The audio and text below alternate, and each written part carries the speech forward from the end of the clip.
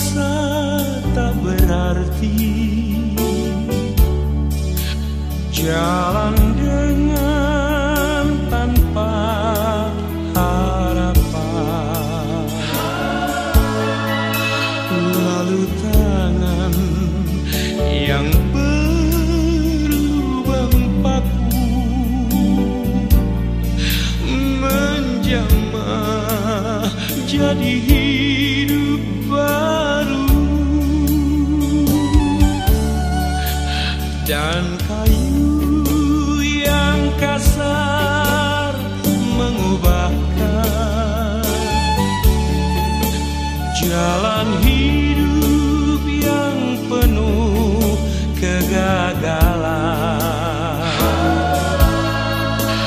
Ku puji Dia selama-lamanya,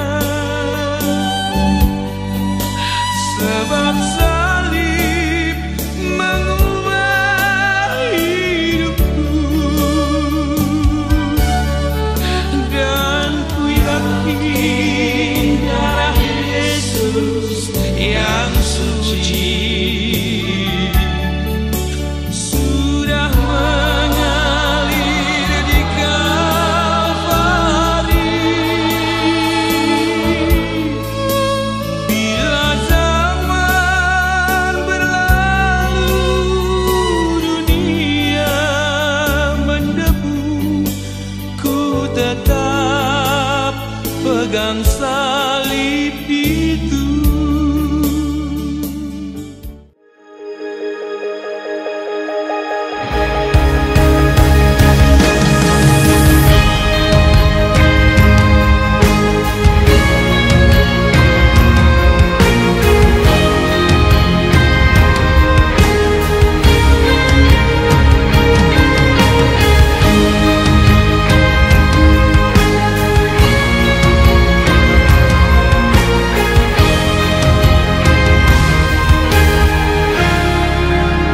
Dalam sesat ku mencari wajah-Mu, bersujud menyembah-Mu, tak lagi berharap pada kekuatanku, ku berserah penuh.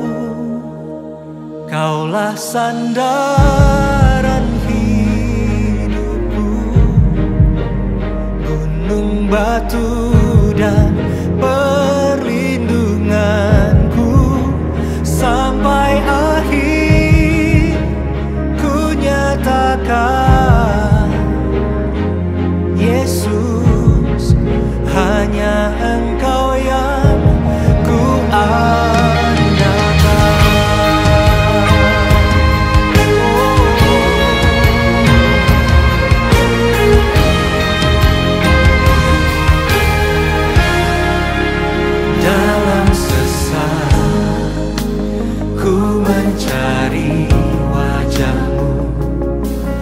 bersujud menyembah-Mu, tak lagi berharap pada kekuatanku, ku berserah penuh. Kaulah sandaran hidupku, gunung batu dan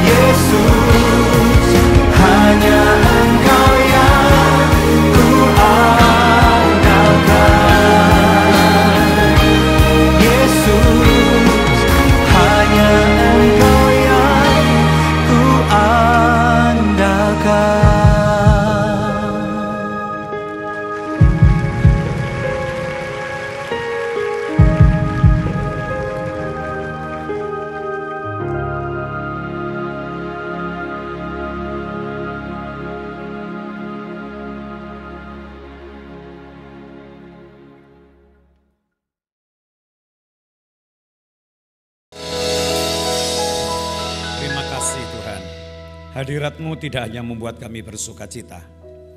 Hadirat-Mu tidak hanya membuat kami berbahagia. Tapi hadirat-Mu itu mengubahkan hidup kami. Hadirat Tuhan itu selalu mengubah jalan-jalan kami. Bahkan hadirat Tuhan akan memulihkan hidup kami. Hidup yang lebih baik, hidup yang lebih berkenan. Hidup yang lebih bermutu yang Tuhan sediakan buat kami. Biarlah kami tetap ada dalam hadirat-Mu itu ya Tuhan. Kami percaya Engkau tidak pernah hadir dengan sia-sia. Setiap kali Engkau menjumpai umat-Mu, Engkau pasti menyatakan rencana-Mu yang indah untuk mereka. Setiap kali Engkau menjumpai seseorang dalam perjalanannya, Engkau selalu mengubahkan hidup mereka. Itu sebabnya sore ini, malam ini, kami percaya hadirat-Mu yang akan menyembuhkan, akan memulihkan, bahkan membaharui hidup kami. Terima kasih Tuhan. Biarlah kami tetap punya sebuah hidup yang dapat merespon, yang dapat menanggapi. Biarlah Tuhan hadir di tengah-tengah kami dan kami mendengar firman-Mu. Berikan kami ketaatan, berikan kami hati yang lembut, supaya kami dapat menikmati kehadiran Tuhan. Bahkan kami akan diubahkan oleh Tuhan dalam hidup yang lebih berkenan. Terima kasih Bapa. Kami sambut firman-Mu dengan penuh sukacita. Di dalam nama Tuhan Yesus Kristus. Haleluya. Amin. Kita tepuk tangan saudara. Ya, silakan duduk Bapak Ibu saudara. Salam. Puji Tuhan. Yakin hadirat Tuhan ada di tengah-tengah kita? Pasti hadirat Tuhan mengubahkan kita. Saya membaca Alkitab, tidak pernah orang berjumpa dengan Tuhan itu dengan sia-sia. Ya, siapapun berjumpa dengan Tuhan pasti diubahkan kehidupannya. Ya, saya baca setiap orang apapun keadaannya, dia berjumpa dengan Tuhan, dia menikmati perjumpaan itu, dia meresponi Tuhan dengan baik, pasti ada sebuah perubahan. Sebab itu Bapak Ibu Saudara, malam ini saya sampai kepada hal yang kedua yang saya sampaikan kepada saudara tentang sebuah penderitaan. Bapak Ibu Saudara ya, mari kita buka sama-sama dalam kitab Filipi pasal yang kedua, ayat 18 sampai 19. Ya. Filipi pasal 2 ayat 8. Itu sudah kita baca beberapa bulan lalu, tapi kita sekarang ambil bagian yang kedua, ya. Filipi pasal 2 ayat yang ke-8. Kita perhatikan sebentar ayat-ayat ini, saudara. Mari silakan. Dan dalam keadaan sebagai manusia, Ya. ia telah merendahkan dirinya dan taat sampai mati. Bahkan sampai mati di kayu salib. Ya, Bapak Ibu Saudara, beberapa bulan lalu saya sampaikan, pada waktu Rasul Paulus menuliskan surat kepada jemaat di Filipi, Paulus ini memaparkan, Paulus ini membuka sebuah wahana. Ya, Yesus dihadapkannya kepada jemaat bukan sebagai Tuhan yang dalam rangka ini, saya katakan bukan sebagai Tuhan dalam surat ini, tapi Paulus ingin menyampaikan dalam keberadaannya dia sebagai manusia, walaupun dia itu Tuhan. Ya, saya bukan berkata Yesus bukan Tuhan, tapi dalam hal ini loh saudara, dalam satu kalimat ini loh ya, dalam keberadaannya, dalam keadaan sebagai manusia. Jadi waktu Yesus sebagai manusia, waktu Tuhan menjelma seperti saya dan seperti saudara, dalam hidup sebagai manusia, dia tidak hanya mengajar, dia tidak hanya memberikan sebuah hukum, tapi Tuhan itu memberikan sebuah teladan, satu contoh. Ya, sebab itu perhatikan sama-sama, dalam keadaannya sebagai manusia, terus Pak, ayat 8 ulangi lagi. Ia telah merendahkan dirinya. Ia telah merendahkan dirinya dalam keadaan sebagai manusia, walaupun dia adalah manusia yang sangat mulia. Manusia yang tidak dapat direndahkan oleh siapapun juga. Karena manusia itu adalah sebuah keberadaan yang sesungguhnya dia adalah Tuhan, dia adalah Allah. Bentuknya manusia Yesus itu hanya satu keberadaan, sebuah wujud. Tapi yang sesungguhnya dia bukan manusia. Tapi waktu dia menjadi manusia, dia telah merendahkan dirinya dan taat sampai mati. Kata dan dalam bahasa Yunani selalu bisa berarti yaitu. Kata dan sama dengan yaitu, sehingga kalimat ini berkata sebagai manusia Yesus telah merendahkan dirinya, yaitu taat. Ya, yaitu taat. taat sampai mati. Terus Pak. Bahkan sampai mati di kayu salib. Puji Tuhan. Ini berita yang disampaikan oleh Paulus kepada jemaat yang ada di Filipi. Yang mengatakan bahwa Yesus sebagai manusia, dia telah merendahkan dirinya dan menjadi taat. Ya, menjadi taat. Ya, yaitu menjadi taat. Bahkan ketaatan ini saudara, walaupun ketaatan yang dia lakukan harus menimbulkan, harus menuai satu penderitaan, sampai penderitaan itu muncul dalam dirinya, dia mati, bahkan matinya di kayu salib.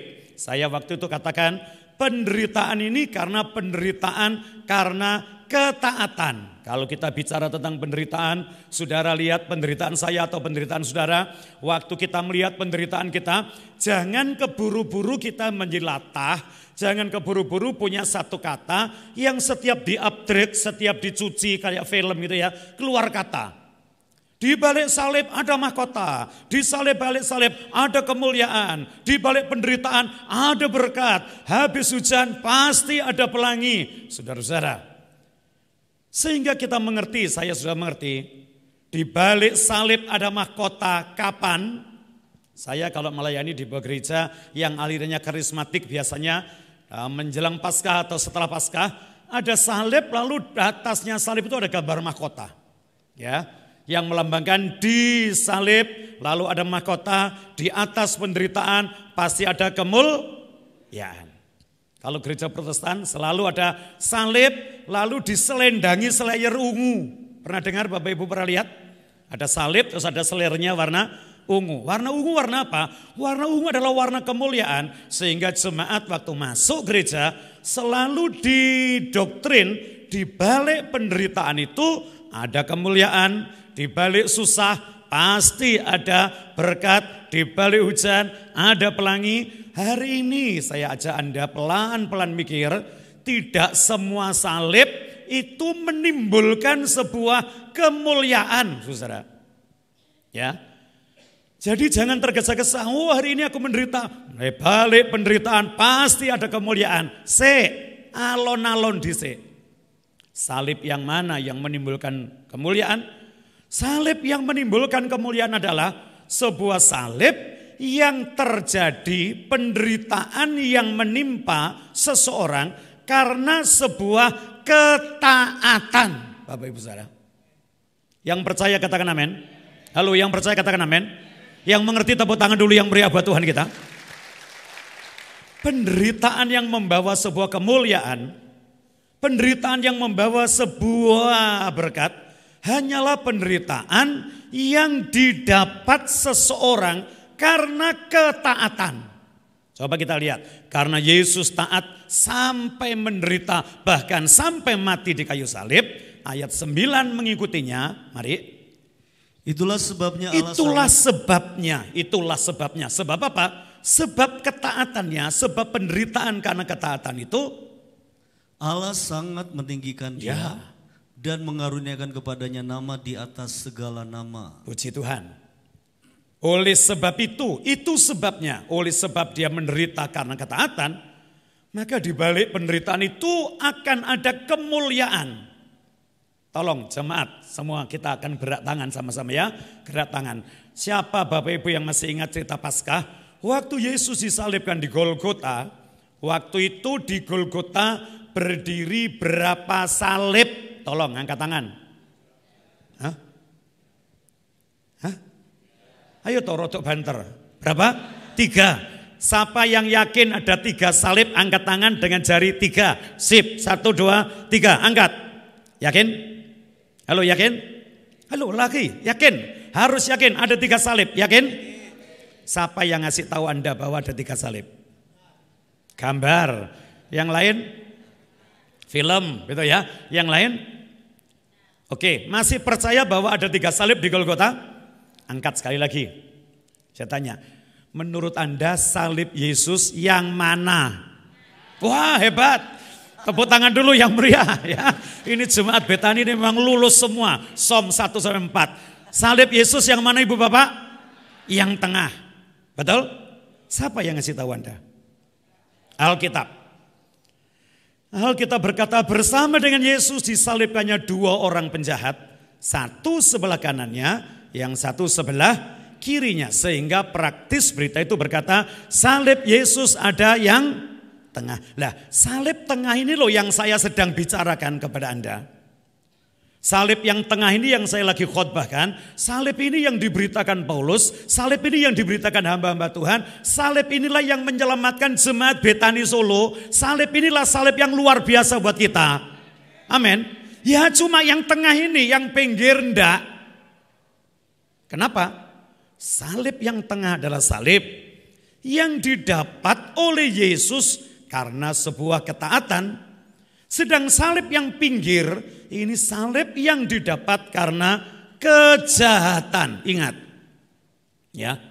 Sehingga mulai malam ini tidak ada orang terus ngomong balik salib ada mahkota, balik salib ada kemuliaan, balik salib pasti ada berkat. Salib yang mana yang menjanjikan sebuah kemuliaan? Salib yang menjanjikan kemuliaan adalah salib yang didapat orang karena taat. Yang setuju katakan? Sedangkan salib pinggir ini salib karena kejahatan. Makanya saya tetap berkata, di balik kejahatan ini saudara ada sebuah penghukuman, di balik kejahatan ada sebuah penderitaan. Tapi kalau saya katakan kepada Anda, beberapa waktu lalu kita belajar, orang yang menderita karena ketaatan pasti mendapatkan kemuliaan. Sudah lewat yang namanya Yosafat. Waktu itu saya kasih contoh. Setelah Yosafat menjadi taat, dia menderita tetap dalam ketaatan. Dia dimungsui oleh saudara-saudaranya, oleh Bani Moab, Bani Amon, Bani Edom. Firman Tuhan berkata, jangan berperang lawan mereka, jangan berperang lawan mereka. Yosafat taat, dan karena ketaatannya, Yosafat naik dalam satu level kemuliaan dan berkat yang luar biasa. Tapi sebaliknya yang kedua hari ini kita bicara, ada orang menderita karena sebuah pelanggaran. Lah, dua penjahat yang ada di kiri kanannya Tuhan ini juga menderita karena pelanggaran. Tapi dalam menanggapi penderitaan itu ada dua jalan. Jalan yang satu dia berkata begini, Yesus, kalau engkau memang anak Allah, turunlah dan selamatkanlah dirimu, lalu selamatkanlah saya. Ini orang salah. Penjahat dihukum karena salah, diadili, dijatuhi hukumannya mati, dia sengsara. Orang yang salah sudah disengsarakan dalam penderitaan masih bisa berkata, Yesus, kalau engkau memang anak Allah, turunlah, selamatkanlah dirimu, dan selamatkanlah saya. Terobsesi dari mana?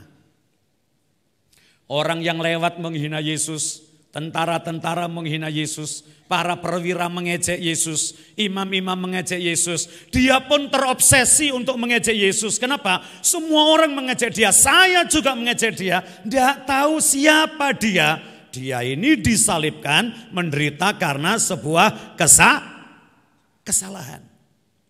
Tapi dalam posisi salah ini, dalam penderitaan, kok ya tidak sadar bahwa dia salah? Halo? Ada enggak saudara orang yang ngeyel kayak begini saudara ya? Sudah menderita karena salah, tetap ngomong aku ora salah. Halo? Ada enggak? Halo, ada enggak? Saya satu kali pelayanan ke penjara. Ya. Sing pimpin pujian itu salah. Waduh, saya wedi tenan saudara ya. Saya duduk di belakang bersama beberapa napi. Lalu yang memimpin pujian ini nyanyi begini. Mari kita menyanyi saudara. Sekarang saya sudah bebas. Sekarang saya sudah bebas. Sebelahku bengok bebas. Cangkemmu kui katanya. Saya kaget saudara ya. Saya tanya kenapa Pak? Lah yo nyanyi sekarang saya bebas. Sekarang saya bebas. Barengannya kowe mulai bebas. Aku iki jeneng kene. Wah kok sangarmen wong ini ya. Saya mulai nredep saudara. Nah, saya nanti sing khotbah. Saya khotbah tentang pertobatan, saya khotbah tentang pemulihan.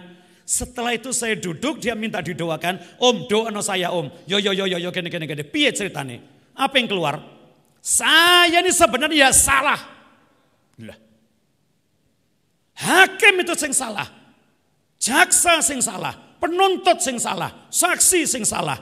Keluargaku ya goblok pisan, salah pisan. Saya ngomong sama dia, lah kalau begitu sing salah sapa? Kabeh salah. Lah sing ora salah, sajane aku sing ora salah. Nah saya ngomong, lah kowe lek ora salah kok iso mlebu pakunjaran ki piye? Ya mangkane itu hakime sing salah. Saya langsung pamitan. Ya wis, engko tak dongakne wong aku ya padha-padha salah kapan-kapan ae ya. Ngeyel wis salah, tetap ngomong ndak salah. Ada ndak orang yang begitu tuh Bapak Ibu Saudara? Ada. Dan mana ada pemulihan kalau orang salah tidak pernah melihat dirinya salah. Tapi yang saya tertarik hari ini, ada orang satu lagi di sebelah salib Yesus yang salah lalu didisiplin, ya, dia kena sebuah masalah dan kesulitan. Dia masuk dalam penderitaan, dia bisa berkata begini, hei teman, apakah engkau tidak takut juga kepada Allah? Kalau kita ini disalibkan, memang setimpal dengan kesalahan kita. Kalau kita dihukum, memang kita salah. Kalau saya dan kamu melalui sebuah penderitaan, ini karena sebuah pelanggaran. Tapi Yesus yang di tengah ini, dia tidak berbuat salah. Dia sadar dirinya salah. Dia sadar dia punya pelanggaran. Dia perlu pertolongan. Dan dia berkata, Yesus, nanti kalau engkau datang sebagai raja, jangan lupa saya ya. Langsung Tuhan berkata, hari ini juga engkau bersama-sama dengan aku di dalam Firdaus. Perkataan yang keluar dari hati yang sadar bahwa saya salah, itu awal dari sebuah pemulihan. Saudara, yakin ada pemulihan sampai dengan hari ini? Percaya pasti ada pemulihan buat saudara? Yang percaya katakan amin. Yang percaya katakan amin. Ujung pemulihan, awal pemulihan itu adalah sebuah kemampuan untuk melihat diri sendiri bahwa dia salah.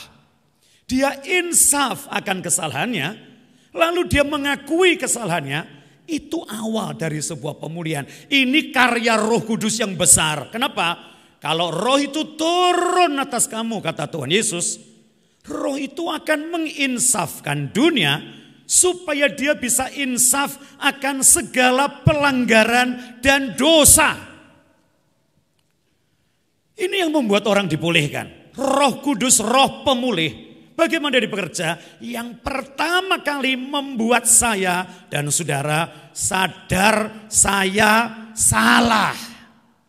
Coba kita belajar kata-kata itu. Pakai tangan kanan. Semua tangan kanan diangkat. Taruh dada. Katakan sama-sama. 2, 3. Saya salah. Lagi. 1, 2, 3. Kalau memang salah, kenapa Anda bisa ngomong saya salah? Beberapa minggu lalu, saya melihat pemandangan yang sangat bagus di sekitar saya, saudara. Setiap orang ketemu dengan orang itu selalu ngomong, aku salah. Aku mohon maaf. Maaf lahir batin. Sampai saya bertamu kepada teman saya. Bapak itu dulu keras orang karu-karuan. Waktu dia duduk pada pagi itu, anaknya datang ke depannya dia, mengakui salah. Dalam bahasa Jawa dia berkata, Pak, kulo ngaturaken sedaya kelepatan kulo. Bapak itu biasanya lek anake ngomong ngono, iso ngene, mangkane lek kowe salah iki nyadarono, aja ngengkel ae. Salah yo salah, salah yo salah. Kali itu ndak iso, Saudara. Tak wasne ya, anake ngomong, Pak, kula ngaturaken sedaya kelepatan kula. Bapake ngomong ini, iya ngger. Wong tuwa akeh lupute ora liwat wong nom sing gedhe pangapurane. Kabeh dosa lan salah ayo ditebus ana ing dina riyaya. Mugi Gusti paring berkah kanthi mulya kowe lan keluarga saiki nganti saklaminyo. Kok apik men to. Biasane metu wenteng-metenteng. Sito anake ngakoni saya salah. Saya ketemu teman saya lagi yang sudah lama ndak ketemu. Dia berkata, "Hei, piye kabare? Api-api. Hei, maaf ya lahir batin ya. Pira-pira luputku sepurone sing akeh." Ya. Saya pergi lagi ke sebuah tempat. Ora kenal wonge itu ngomong, "Pak, sepurone sing kathah nggih." Karena wong Jawa Timur, "Pak, sepurone sing kathah." Saya ini batin, "Kapan kowe kenal aku kok iso njaluk sepuro?" Betul ndak saudara ya? Lah itu salahmu ki opo? Halo? Halo, betul? Pada waktu saya melihat kondisi situasi seperti itu, saya punya pikiran, kalau ini terjadi setiap waktu, ndah nio api masyarakat kita ini. Amin. Di luar negeri agaknya lebih terjadi. Kesenggol didik mesti ngomong, "Sorry, I'm sorry." Betul ya? Halo Bapak Ibu ya. Kalau kita disenggol orang, "Oh sorry, I'm sorry." Oke, no problem. Seminggu kemudian saya ketemu pemandangan di bawah lampu merah. Saya di mobil, ada 2 sepeda itu, sepeda motor jejer. Sito ngomong ini, "Lapa nguasno aku?"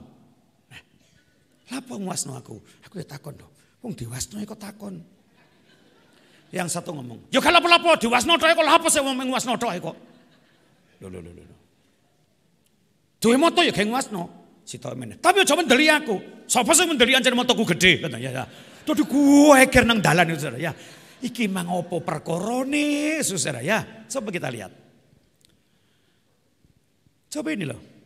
Itu suasana saya renungkan kalau itu terjadi di antara keluarga kita, di antara jemaat, di antara persaudaraan kita. Betapa indahnya kalau kita didasari satu hati yang sungguh sadar. Dalam semua kesalahan, saya sadar dan saudara sadar, kita bisa berkata, "Aku salah." Tahu, habis itu makan. Biasanya disuguhi sego, kali ini disuguhi kupat. Halo, siapa pernah makan kupat? Halo, pernah?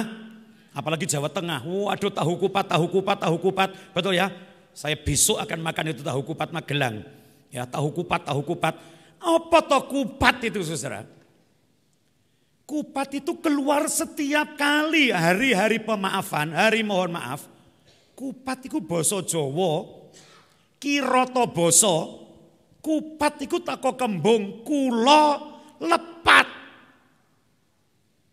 Kula lepat. Apa itu kula lepat? Aku salah. Diharapkan orang itu sambil makan kupat itu eling. Kulo lepat, aku salah. Ojo diwalek kulo papat, betul ya. Halo ya, itu kulo lepat, betul ya Pak ya. Nek kulo papat, waduh wis ora karu-karuan saudara ya.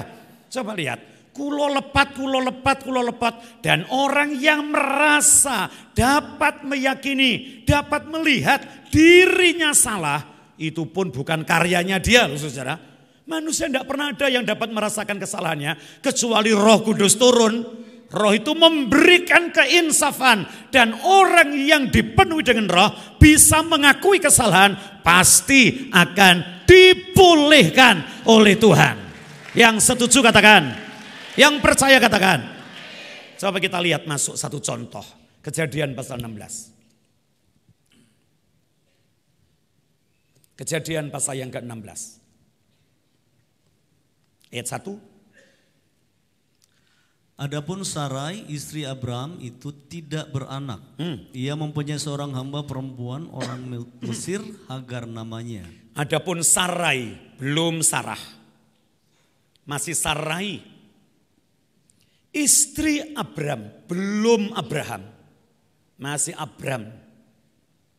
Bedanya apa toh Pak Sarai dengan Sarah? Sarai itu ada I. Kalau Sarah ada H.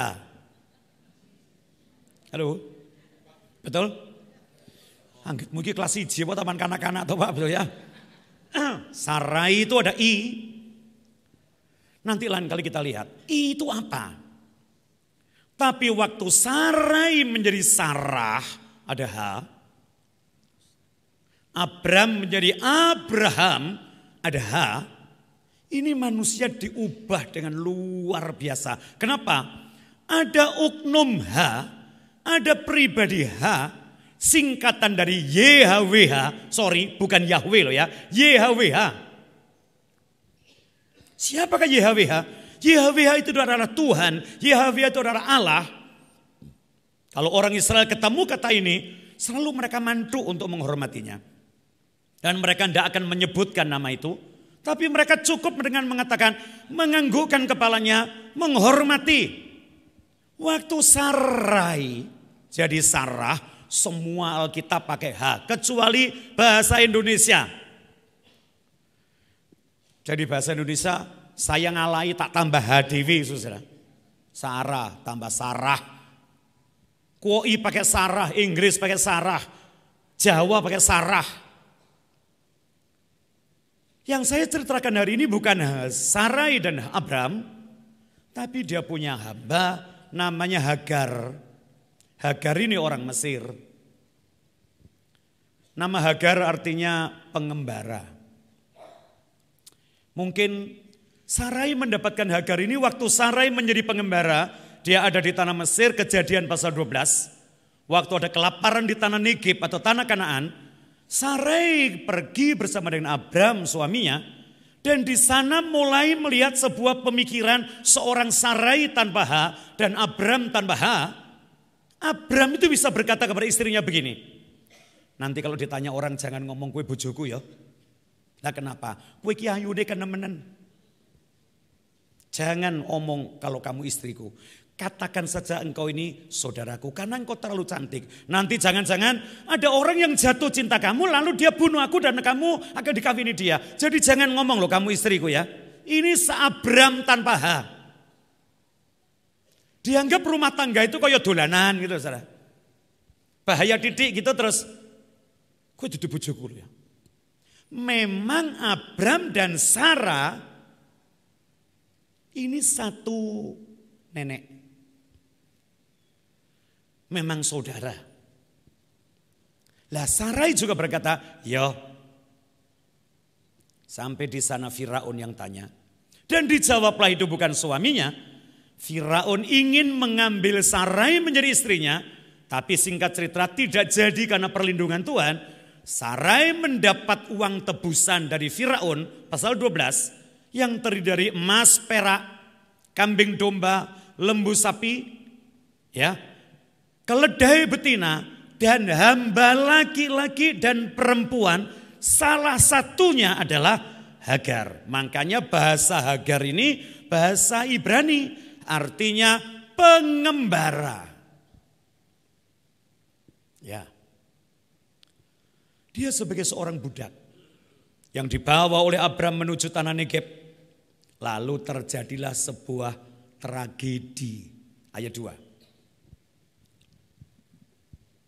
Berkatalah Sarai kepada Abram, ya. Engkau tahu Tuhan tidak memberi aku melahirkan anak. Ini model Sarai yang dadaha.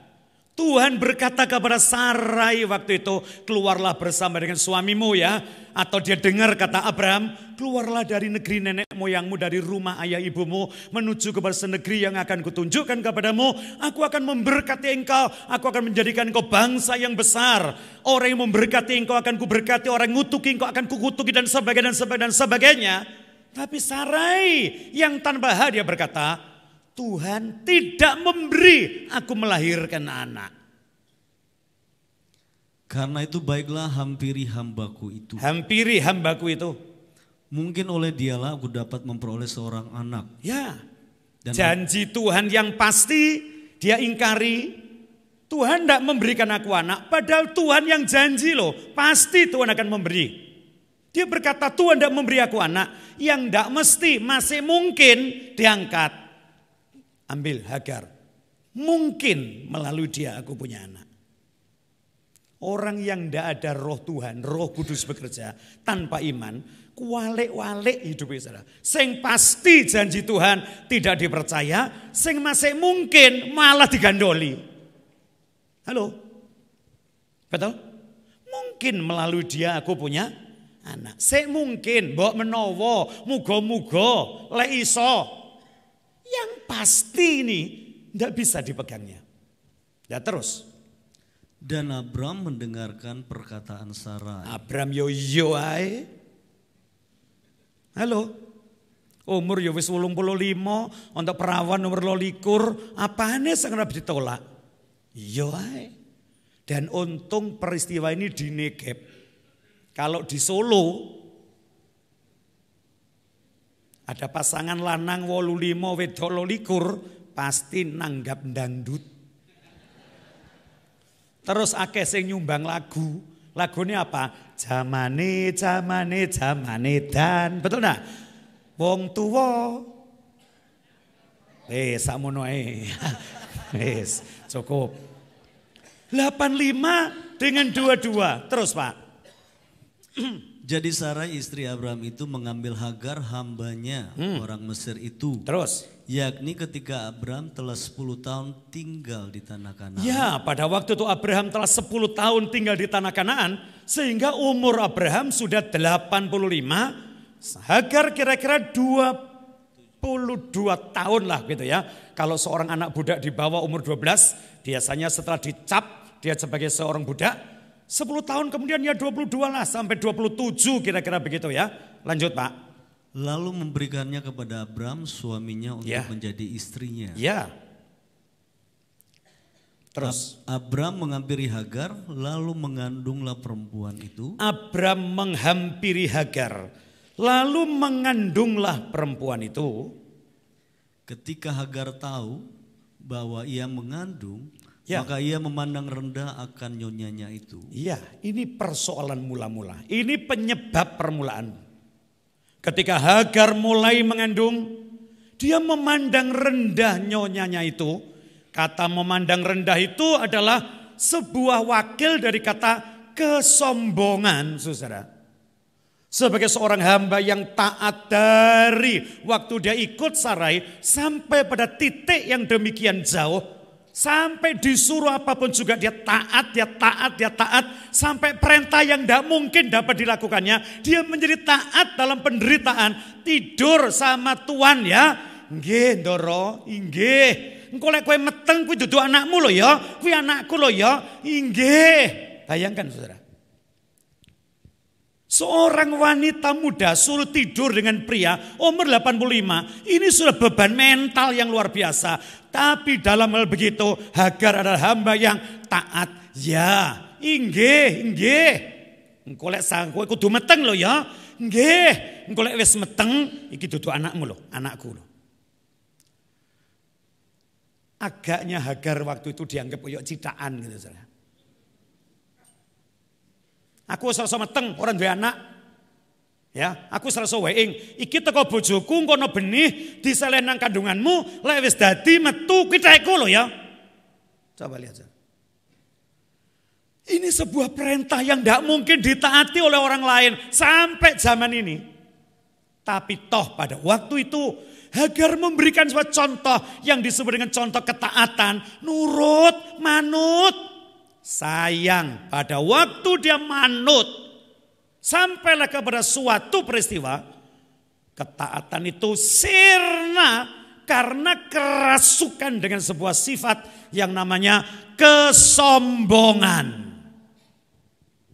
Coba kita baca kitab Amsal 18 ayat 12. Ini penghancur kehidupan seseorang yang namanya kesombongan ini saudara. Tinggi hati mendahului kehancuran. Ya. Tetapi kerendahan hati mendahului hati itu mendahului kehormatan. Ulangi lagi Pak. Tinggi hati mendahului kehancuran. Ya. Tetapi kerendahan hati mendahului kehormatan. Puji Tuhan. Kapan tinggi hati ini muncul? Tidak seorang pun dapat menyadarinya loh Bapak Ibu Saudara. Sebab itu saya merasa, saudara merasa berapa banyak hamba-hamba Tuhan. Semua orang dimulai dari pelayanan nurut, manut, nurut. Tidak tahu kejeglong apa. Muncul itu kesombongan. Langsung menjadi orang yang tidak dapat taat. Bahkan dia menjadi tinggi hati. Halo? Amin. Saudara pernah enggak lihat model begini saudara ya? Orang dimulai dengan ketaatan, kerendahan.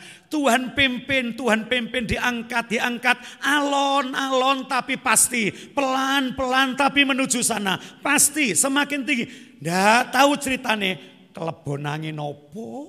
Yang pasti saya katakan angin kesombongan yang membuat dia lupa diri. Sehingga dia tidak lagi taat kepada Tuhan. Muncullah kesombongan. Dan kesombongan awal kehancuran. Tapi kerendahan hati adalah awal dari kehormatan. Tepuk tangan dulu yang meriah buat Tuhan kita. Saya pikir bukan hanya karena dia hamil. Kalau toh dia hamil tapi tetap dalam ketaatan. Tidak ada peristiwa ini. Pembuat masalah sesungguhnya adalah kesombongan. Kembali kepada kejadian. Apa yang terjadi kemudian, Pak? Lalu berkatalah Sarai kepada Abram. Penghinaan yang kuderita ini adalah tanggung jawabmu. Ya, penderitaan ini adalah tanggung jawabmu, kata Sarai. Akulah yang memberikan hambaku ke pangkuanmu. Ya. Tetapi baru saja ia tahu bahwa ia mengandung. Aku yang memberikan dia ke pangkuanmu. Segera setelah dia tahu dia hamil. Bapak Ibu jangan berkata mujizat loh ini Pak. Cik di pangku kok is meteng. Bukan saudara ya.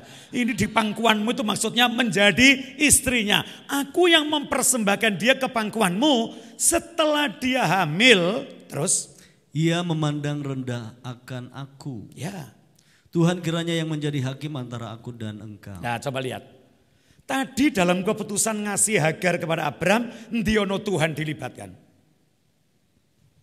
Iki aku rasa meteng. Piye ya kowe saiki karo kene ben kena meteng, kalau dia meteng dadi anakku. Ya. Abraham jaman ya.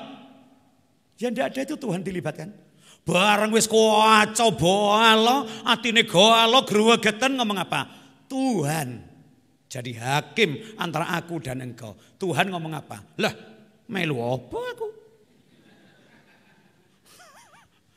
Amin. Kayak saudara saya juga manusia umumnya. Terus kepuingin Tuhan ditinggal. Utang. Ora sembayang. Waya dituage utang ora sembayar. Sembayang Tuhan. Tolong Tuhan ngomong. Kowe utang ora pamitan. Saiki bayar.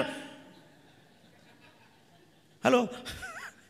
Kadang-kadang kita merasa hidup ini sudah ambil keputusan Tuhan tidak ikut. Setelah dapat satu penderitaan Tuhan katut. Inikah seorang yang ada H? Bukan, ini I. Mari kita libatkan Tuhan dalam setiap keputusan kita. Yang setuju katakan. Maju itu ya ambil keputusan. Tuhan rada dijak omong. Lanjut. Kata Abram kepada Sarai. Hambamu itu dibawa kekuasaanmu. Lah kui hambamu itu milikmu, tekmu, kowe sing duwe kok dalam kekuasaanmu. Perbuatlah kepadanya apa yang kau pandang baik. Ene opo mbok nggo repot. Lakukan saja apa yang kau mau. Iku hakmu. Ideken ya ora apa-apa. Patenono ya ora dosa wong kuwi tekmu. Aja ngurut-nguruti aku. Terus, Pak. Lalu Sarai menindas Hagar. Sehingga ia lari meninggalkannya. Nah ini loh masalah yang sesungguhnya. Masalah ini sebenarnya bukan jahatnya si Sarai. Atau bagaimana kelakuan si Hagar. Yang membuat Hagar ketindas hanyalah kesombongan. Apa Bapak Ibu? Yang keras apa Bapak Ibu? Sehingga dia ditindas sampai tidak kuat dalam penindasan. Dia minggat. Dan dia pikir lari dari sebuah penderitaan itu jalan keluar. Banyak orang menghadapi penderitaan. Tidak mau menghadapinya. Dia tinggalkan penderitaannya. Basa Jawa nih minggat. Nah coba kita lihat nasib wong minggat itu kepiye. Mari Pak. Lalu malaikat Tuhan menjumpainya dekat suatu mata air di padang gurun. Malaikat Tuhan dalam bahasanya perjanjian lama kejadian mungkin belum ada malaikat sebagai maleak, sebagai utusan. Tapi ada kata Tuhan, malaikat yang mewakili bentuk penampakan Tuhan yang seringkali disebut dengan kata Theophania. Tuhan menjumpai Hagar. Di mana dia jumpai Pak? di mata air di padang gurun, yakni dekat mata air di jalan ke Syur. Cukup, lihat saya. Mestine lek Hagar tuh mikir minggat karo mikir. Tapi rata-rata wong minggat ki ora mikir. Halo, siapa yang pernah minggat? Siapa yang tahu tentang kata minggat? Kok pernah minggat sampean? Ada saudara yang pernah minggat? Ada. Minggat tuh enggak mikir. Keputusan di tengah-tengah persoalan, di tengah-tengah tindasan, itu selalu kalau enggak, rata-rata kalau enggak, kebanyakan keputusan di tengah-tengah tindasan salah. Makanya Tuhan berkata waktu murid-murid mendayung, dia berkata, hei ini aku, diam, dan tenanglah. Diam artinya jangan melakukan apa-apa, tenanglah artinya jangan ambil keputusan apa-apa. Kenapa? Keputusan orang tertindas seringkali salah. Amin. Halo amin. Kalau mau minggat tenan pulang ke Mesir dari Negeb, harusnya dia ke barat. Terus padang gurun Negeb habis menuju padang gurun Yudea sekarang.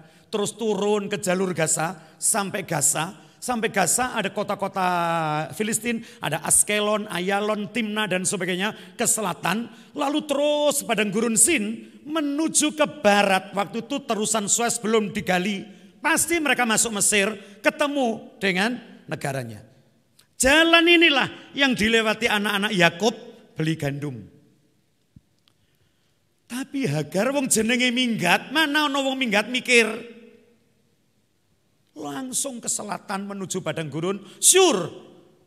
Kalau sudah kecemplung padang gurun Syur, menuju kota kuno namanya Kades Barnea, masuk lagi ke padang gurun Sinai, bubar, tidak akan ketemu orang di sana. Untung Tuhan itu penuh kasih dan karunia. Berikan tepuk tangan dulu yang meriah buat Tuhan. Puji Tuhan, saya dan Anda tidak rugi kenal Tuhan. Yang setuju katakan amin. Tuhan menjumpai Hagar di jalan menuju Syur. Terus Pak. Katanya. Hagar hamba Sarai. Hei Hagar, bukan Hagar istri Abram. Tetap Hagar hamba Sarai. Dari manakah datangmu dan kemanakah pergimu? Kowe ki saka ngendi tur arep nyang endi? Jawabnya, aku lari meninggalkan Sarai nyonyaku. Cukup, ulangi lagi kata itu, bagus sekali untuk direnungkan. Coba ayat itu ulangi. Katanya. Hagar hamba Sarai. Hagar hamba Sarai. Dari manakah datangmu? Lihat tangan saya. Dari mana datangmu? Dan kemanakah pergimu? Kemana pergimu? Lihat saya ya. Dari mana datangmu? Kemana pergimu? Ini manusia yang sejati yang tahu itu.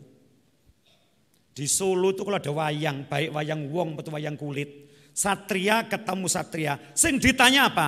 Hei satria bagus, saka ngendi sangkanmu, nyang ndi paranmu? Betul? Hei Pak, Bu, betul? Senajan cowok sing takon buta cakil welek ora karo-karuan, sing ditakoni satria bagus, hei satria bagus sapa jenengmu, saka ngendi sangkanmu, nyang ndi paranmu? Ora enek satria, hei satria bagus, bojomu piro? Ndak ada. So. Apa anakmu ana sing gedhe wisan, sing barep kelas piro? Pewayangan itu memberikan sebuah ilmu sejatine urip. Menungso itu saka disangkane menyang diparani. Ya. Saudara mesti ngerti loh ini sebagai orang percaya. Awake dhewe kita kondi arepe nyang ndi, kata Tuhan, kamu bukan berasal dari dunia. Sebab itu kamu tidak sama dengan dunia. Yang percaya katakan, kamu berasal dari Bapa. Yang setuju katakan, kemana engkau pergi? Kepada Bapa. Wong minggat ora sampai samono pikirane. Kowe teko ndi Hagar? Arepe lunga ndi? Jawab piye, Pak? Ayat sebelumnya tadi. Ya. Jawabnya, aku lari meninggalkan Sarai. Aku lari meninggalkan Sarai nyonyaku. Lah terus kowe arepe nyang ndi? Ndak jawab. Lihat. Orang itu kesusu ambil keputusan dalam penderitaan. Sing jenenge minggat kuwi Mang Saudara. Orang minggat tuh nasibe punya masa lalu, ndak punya masa depan. Punya tempat yang ditinggalkan, ndak ngerti tujuan. Ada kenangan, ndak tahu ada pengharapan. Ada masa silam, ndak ada masa depan. Itu wong minggat. Amin. Tapi usun. Anak di Senin didik, minggat. Pengerja diiling didik, minggat. Pelayan ditegur didik, minggat. Beyo, kok penak men lo minggat. Minggat itu punya masa lalu, ndak punya masa depan. Punya kenangan, ndak punya harapan. Punya sesuatu tempat asal, ndak punya sebuah tujuan. Hagar berkata, aku lari meninggalkan nyonyaku. Mungkin Hagar wadul ditindes malaikat. Ora kuat pisan. Lah kowe arepe nyang ndi? Mbuh. Maju dikit. Lalu kata malaikat Tuhan itu kepadanya. Lalu kata malaikat itu kepada Hagar. Kembalilah kepada Kembalilah kepada nyonyamu. Biarkanlah engkau ditindas di bawah kekuasaan. Lagi Pak. Apa kata malaikat itu Pak? Kok rodo-rodo model koyo rodok kleru. Jajal. Sekali lagi Pak. Kembalilah kepada nyonyamu. Balik kepada nyonyamu. Biarkanlah engkau ditindas. Tutukno kowe ditindas. Di bawah kekuasaannya. Lihat. Ini awal pemulihannya Hagar. Kalau saudara saya doakan, saudara dalam penderitaan, terus saya berkata, Tuhan memberkati engkau, hari ini engkau dapat pertolongan, dan Tuhan berkata, sabar, pertolongan Tuhan ada padamu, diam sejenak, tidak lama lagi engkau pasti dipulihkan, haleluya, Tuhan memberkati engkau. Anda ngomong apa? Amin. Terus cerita apa keluar? Genah pendeta niki. Apik tenan. Adem hatiku. Raine orang ganteng tapi tenan, anteng tenan. Dedek ora sepiro, mek urapane wah. Jajal lek saya sembahyang untuk Anda. Kenapa toh Cik? Susah kowe rampak sampai ndak betah aku ni urip. Ayo sembahyang. Tuhan berkata, tutukno susahmu. Terusno lekmu susah. Cek enek dino dinge kowe susah. Ayo balik susah meneh. Terus saya ngomong, amin. Anda ngomong apa? Jajal ngomong apa kowe? Ngomong apa? Elek edan pisan. Betul ya? Orang ketemu dengan Tuhan itu kan minta supaya sesuatu yang baik yang terjadi. Coba lihat ini firman. Malaikat Tuhan, Teofania, Allah sendiri bicara. Hagar, balio. Apa yang dibayangkan Hagar? Lek sampai balik. Sarai senden ngarepe kemah. Karo ngangkat sikil.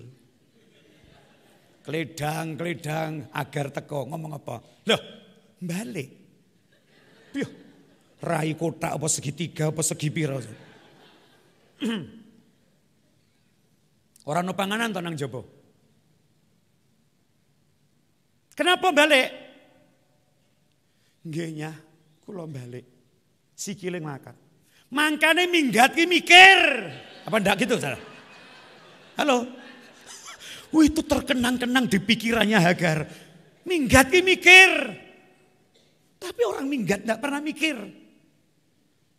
Keputusan di tengah-tengah penderitaan sering kali salah. Tapi yang saya tahu, Hagar ini memulai sebuah kehidupan. Dia balik. Ayat berikutnya menuliskannya Hagar melahirkan di rumah Abram. Berarti Hagar kembali. Hari yang menentukan hidupnya Hagar adalah waktu dia berjumpa dengan Tuhan. Tuhan berfirman, dia mentaatinya, berat atau tidak berat, dia taat balik. Yesaya 30 ayat 2, tolong lihat sebentar. Masih ada waktu sedikit. Yesaya 30 ayat 2. Yang berangkat ke Mesir dengan tidak meminta keputusanku. Ya. Untuk berlindung pada Fir'aun dan untuk berteduh di bawah naungan Mesir. Lanjut. Tetapi perlindungan Fir'aun akan memalukan Ya. kamu. Dan perteduhan di bawah naungan Mesir akan menodai kamu. Lanjut Pak. Sebab sekalipun pembesar-pembesar Yerusalem sudah ada di Soan. Ya. Dan utusan-utusannya sudah sampai ke Hanes.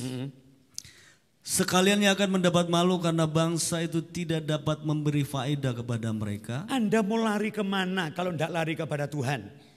Anda mau minggat kemana kalau tidak kembali kepada hadirat Tuhan dan menerima kasih-Nya? Terus Pak. Dan tidak dapat memberi pertolongan atau faedah, melainkan hanya memalukan bahkan mengaibkan mereka. Ini loh. Anda mau kemana kalau temu pertolongan? Kalau Anda mau ke Mesir kayak Hagar, oleh opo? Saudara. Perhatikan itu ayat. Waktu Hagar mulai ambil keputusan kembali kepada Sarai, bukan Sarai yang jadi pertimbangannya. Pertimbangannya satu, aku balik karena Tuhan sing ngongkon.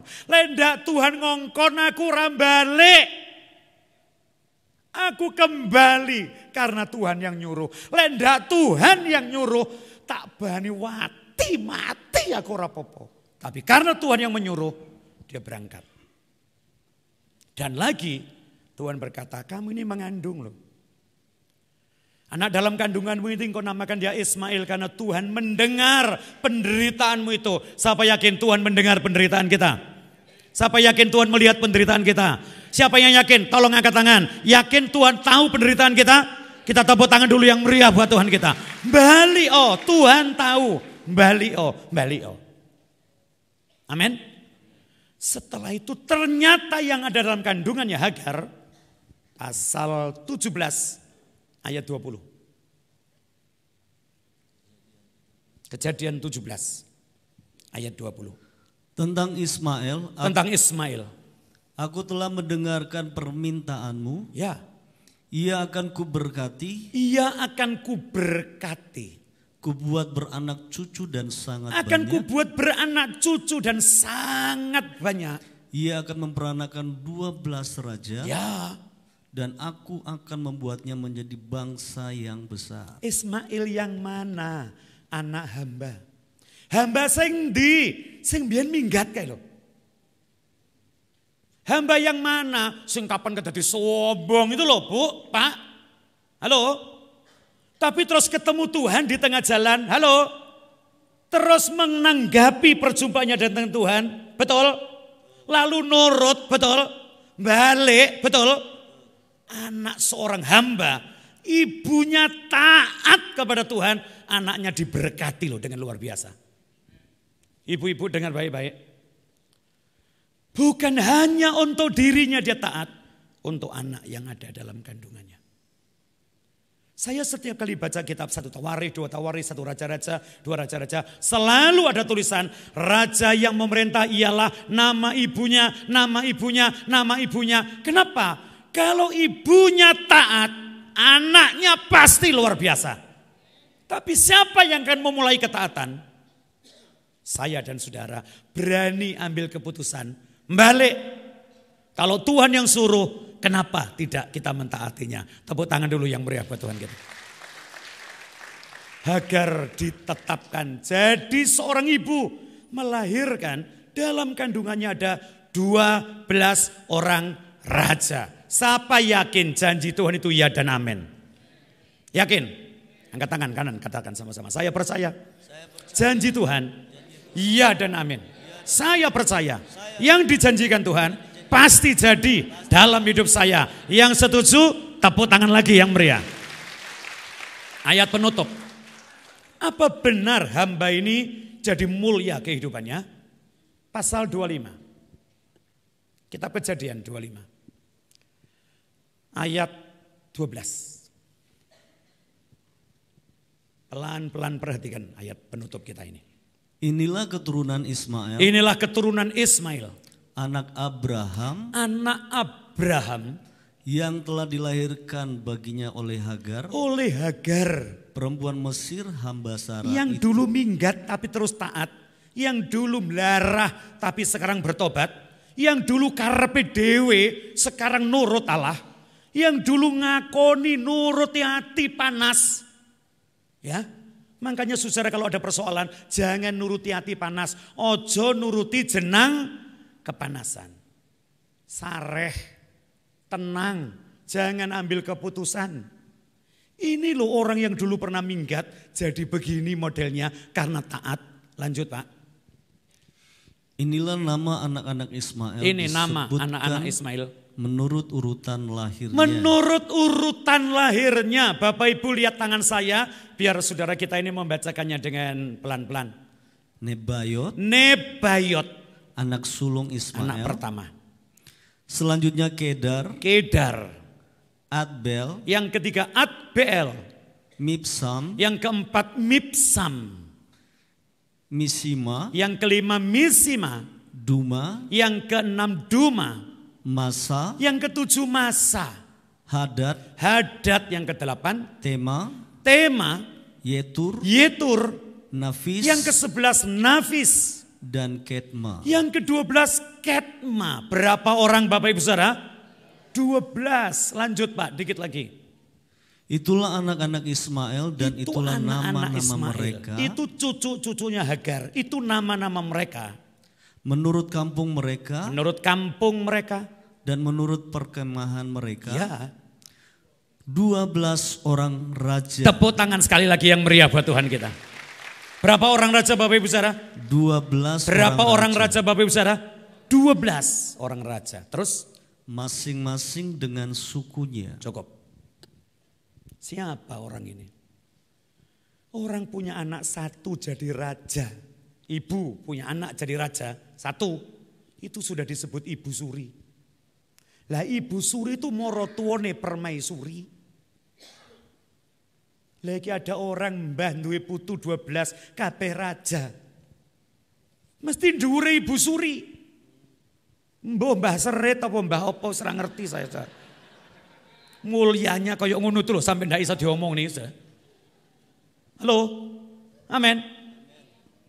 Dari mana datangnya kemuliaan itu? Benar Alkitab. Kerendahan hati itulah awal dari kehormatan. Amin. Jangan putus asa. Kalau engkau lagi susah, engkau lagi dalam masalah, masih ada jalan. Satu-satunya jalan adalah kembalilah kepada Allah, taati perintahnya, pasti kita dipulihkannya dengan luar biasa. Tuhan memberkati saudara-saudara. Mari saya serahkan kembali. Dia yang terbaik buat setiap kita, amin. Sekali lagi tepuk tangan buat Yesus. Haleluya.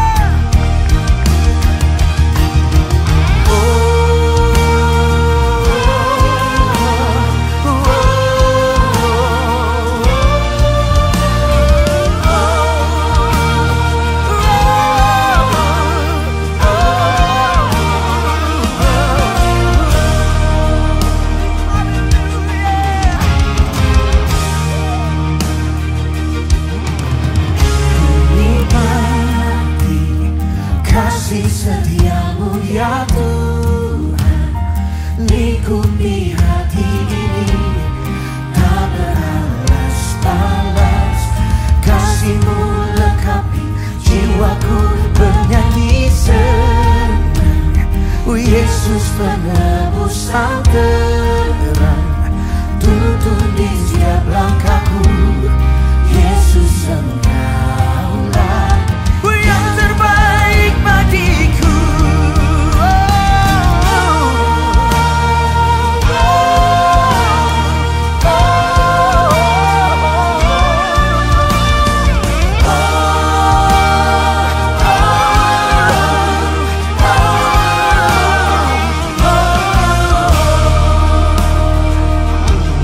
We praise your name. Hallelujah. Kasih setiamu ya Tuhan, lingkupi jiwa ini, tak berujung batas. Kasih-Mu lengkapi jiwaku